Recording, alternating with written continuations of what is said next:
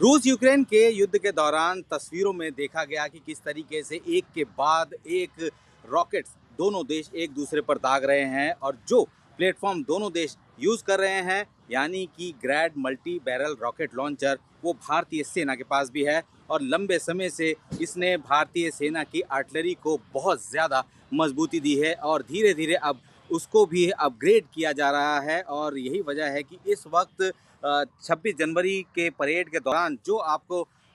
Multi barrel rocket launcher नज़र आएगा ग्रैड, जिसका नाम अग्निबाण भी है, वो बिल्कुल नए अवतार में है। नया अवतार इसलिए कहा जा रहा है क्योंकि अब उसके जो व्हीकल है उसको बदल दिया गया है। पहले चूँकि ये इक्विपमेंट जो है वो रूस का इक्विपमेंट है और पहले रशिया का व्हीकल के ऊपर ही ये पूरा सैल्वो जो है वो माउंट था, लेकिन अब उनकी जो एज है वो ऑलमोस्ट जो है वो ख़त्म हो गई थी इसकी वजह से। लेकिन इनके जो ट्यूब्स है, ये लॉन्चर्स है, इनकी एज अभी भी बनी हुई है, इसीलिए सेना ने इसको पूरी तरीके से मॉडिफाई कर दिया है। यानी कि जो ताकत रशियन प्लेटफॉर्म की थी वो अभी भी बनी हुई है, साथ ही उसमें भारतीय ट्रक जो है जिसको कि लॉन्चर लेकर आराम से मूव कर सकता है, उसमें जो है बदल दिया गया है। इसकी सबसे ख़ास बात यह है कि ये एक ऐसा लॉन्चर है, इसकी जो लेंथ है यानी कि अगर हम लोग बात करें इनकी मारक क्षमता है वो 40 किलोमीटर के आसपास है। और इसके ये जो आप सामने देख सकते हैं इनमें लगते हैं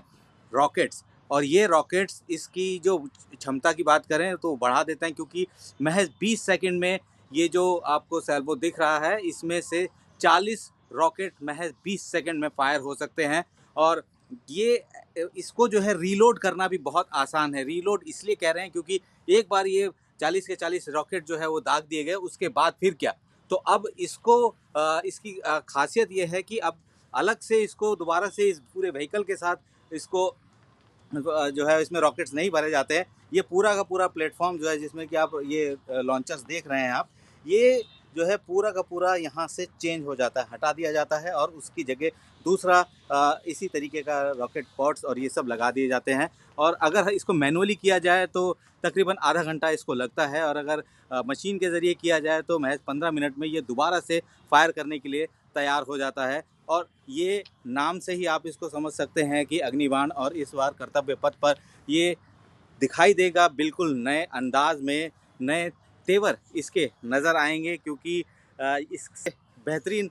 इस वक्त भारतीय सेना के पास, अगर हम लोग आर्टिलरी की बात करें तो आर्टिलरी में भारतीय सेना के पास जो लंबी दूरी के मार करने वाले रॉकेट्स हैं वो 3 तरीके के हैं। एक ग्रैड है जो कि ये है, एक स्मर्च है जिसकी रेंज बहुत ज़्यादा है, और साथ ही एक जो स्वदेशी है पिनाका। इन तीनों ने बेहतरीन काम किया है। अगर हम लोग इसके मारक क्षमता की बात करें तो पाकिस्तान ने इसकी मार को झेला है क्योंकि जिस वक्त कारगिल की चोटियों से जो आतंकियों को और पाकिस्तानी सेना को निकालना था तो इन्हीं आर्टिलरी गन्स की वजह से जो है बेहतरीन तरीके से फायर किए गए हाई ऑल्टीट्यूड में, और उसके बाद पाकिस्तानियों को वहाँ से खदेड़ा गया। तो ये अपने आप में एक सबसे बेहतरीन प्लेटफॉर्म है। और सबसे बड़ी बात ये थी कि कहा यह जा रहा था कि हो सकता है कि रूस यूक्रेन के वॉर के चलते एमुनेशन की कमी हो जाए, और एमुनेशन जाहिर सी बात है कि जब दोनों देश आपस में लड़ रहे हैं तो रशिया की तरफ से एमुनेशन मिलेगा नहीं मिलेगा, लिहाजा इसके लिए खुद यहाँ स्वदेशी एमुनेशन भी तैयार किया गया है ताकि फिर दोबारा इस तरीके की स्थिति अगर कभी आती है